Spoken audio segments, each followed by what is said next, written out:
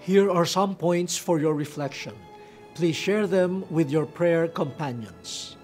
The first question is, recall incidents when you were so focused on the gift that you have forgotten the giver. Alalahanin po ang mga pangyayari sa buhay nyo na nakatuon kayo sa mga natanggap na biyaya, nakalimutan naman ninyo ang nagbigay. The second question is, how could we instill gratitude in our youth? Paano natin matuturuan ng tunay na utang na loob at pasasalamat ang ating mga kabataan?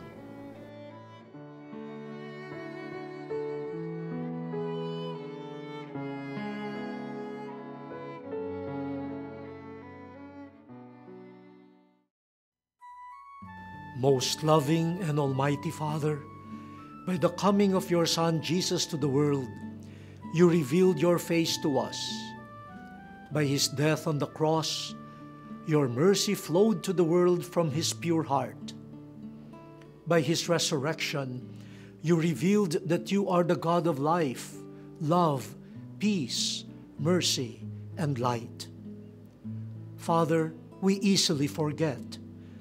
Remind us that we are created in your image, that every breath is your gift, that you made us stewards of your creation and of each other, that we are your children. By the power of the Holy Spirit, strengthen our faith that we may not lose our way. Deepen our hope that we may not despair. Revive every heart that has grown cold. Make it like the heart of Jesus, aflame with love for you and neighbors. Together with Mary, our Mother, hear our prayer in Jesus' most holy name. Amen. Thank you for watching The Word Exposed. May the Word of God renew us to be compassionate and merciful Christians like our Lord. May it likewise lead us to a greater service of God and of our neighbors. May God's blessings and protection be always with you. See you next Sunday here on The Word Exposed. Pagliligtas ng Diyos nasa krus ni Jesus, ang siyang sa mundo'y tumubos. Langit at lupa siya'y papurihan, araw at tala siya'y parangalan.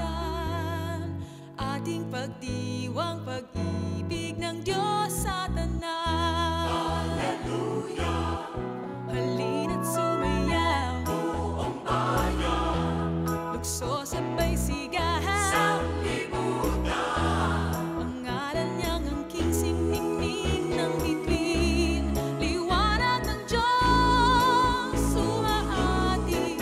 Langit at lupa siya'y papurihan, araw at tala siya'y parangalan.